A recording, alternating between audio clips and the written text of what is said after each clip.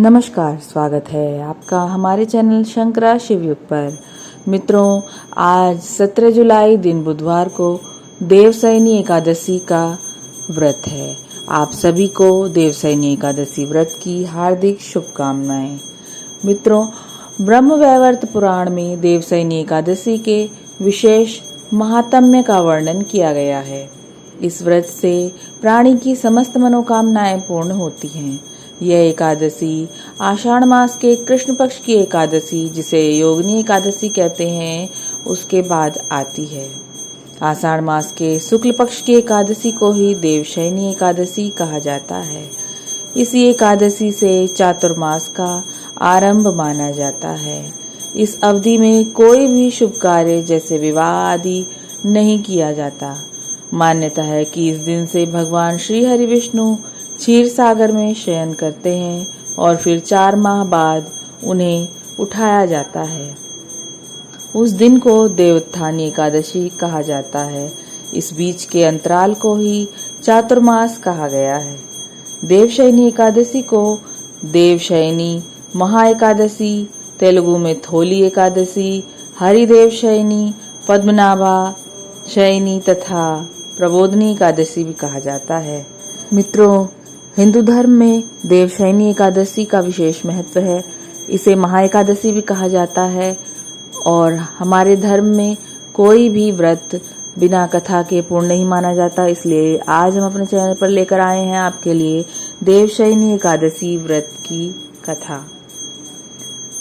धर्मराज युधिष्ठिर ने कहा, हे केशव, आषाढ़ शुक्ल एकादशी का क्या नाम है? इस व्रत के करने की विधि क्या है और किस देवता का पूजन इसमें किया जाता है? श्री कृष्ण कहने लगे कि हे युधिष्ठिर, जिस कथा को ब्रह्मा जी ने नारद जी से कहा था वही आज मैं तुमसे कहता हूँ। एक बार देव ऋषि नारद जी ने ब्रह्मा जी से इस एकादशी के विषय में जानने की उत्सुकता प्रकट की। तब ब्रह्मा जी ने उन्हें बताया कि सतयुग में मानधाता नामक एक चक्रवर्ती सम्राट राज्य करते थे। उनके राज्य में प्रजा बहुत सुखी थी, किंतु भविष्य में क्या हो जाए यह कोई नहीं जानता। अतः वे भी इस बात से अनभिज्ञ थे कि उनके राज्य में शीघ्र ही भयंकर अकाल पड़ने वाला है। उनके राज्य में पूरे 3 वर्ष तक वर्षा न होने के कारण भयंकर अकाल पड़ा। इस अकाल से चारों ओर त्राही त्राही मच गई। धर्म पक्ष के यज्ञ, हवन, पिंडदान, कथा, व्रत आदि में कमी हो गई। जब मुसीबत पड़ी तो धार्मिक कार्यों में प्राणी की रुचि कहाँ रह जाती है। प्रजा ने राजा के पास जाकर अपनी वेदना की दुहाई दी।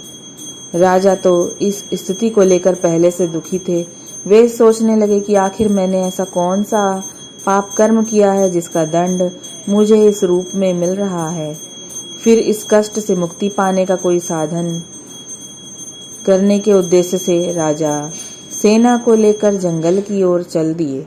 वहां विचरण करते करते एक दिन वे ब्रह्मा जी के पुत्र अंगिरा ऋषि के आश्रम में पहुंचे और उन्हें साष्टांग प्रणाम किया। ऋषिवर ने आशीर्वचन प्रांत कुशल क्षेम पूछा। फिर जंगल में विचरने व अपने आश्रम में आने का प्रयोजन जानना चाहा। तब राजा ने हाथ जोड़कर कहा, महात्मन, सभी प्रकार से धर्म का पालन करता हुआ भी मैं अपने राज्य में दुर्भिक्ष का दृश्य देख रहा हूँ। आखिर किस कारण से ऐसा हो रहा है? कृपया इसका समाधान करें। यह सुनकर महर्षि अंगिरा ने कहा, हे राजन, सब युगों में उत्तम यह सतयुग है। इसमें छोटे से पाप का भी बड़ा भयंकर दंड मिलता है। ऋषि बोले, राजन, सतयुग में धर्म अपने चारों चरणों में व्याप्त रहता है। ब्राह्मण के अतिरिक्त किसी अन्य जाति को तप करने का अधिकार नहीं है, जबकि आपके राज्य में एक शूद्र तपस्या कर रहा है। यही कारण है कि आपके राज्य में वर्षा नहीं हो रही है। जब तक वह काल को प्राप्त नहीं होगा तब तक यह दुर्भिक्ष शांत नहीं होगा। दुर्भिक्ष की शांति उसे मारने से ही संभव है। किंतु राजा का हृदय एक निरपराध शूद्र तपस्वी का शमन करने को तैयार नहीं हुआ। उन्होंने कहा, हे देव, मैं उस निरपराध को मार दूं, यह बात मेरा मन स्वीकार नहीं कर रहा। कृपया करके आप कोई और उपाय बताइए। महर्षि अंगिरा ने बताया, आषाढ़ माह के शुक्ल पक्ष की एकादशी का व्रत करिए। इस व्रत के प्रभाव से अवश्य ही वर्षा होगी। राजा अपने राज्य की राजधानी लौट आए और चारों वर्णों सहित पद्मा एकादशी का विधि पूर्वक व्रत किया। व्रत के प्रभाव से उनके राज्य में मूसलाधार वर्षा हुई और पूरा राज्य धन धान्य से परिपूर्ण हो गया। ब्रह्म वैवर्त पुराण में देवशयनी एकादशी के विशेष महात्म्य का वर्णन किया गया है। इस व्रत से प्राणी की समस्त मनोकामनाएं पूर्ण होती हैं। हे विष्णु भगवान, जिस प्रकार आपने राजा मानधाता की मनोकामना पूर्ण करी, उसी प्रकार देवशयनी एकादशी का व्रत रखने वाले हर भक्त की मनोकामना पूर्ण करिएगा। जय श्री हरि विष्णु।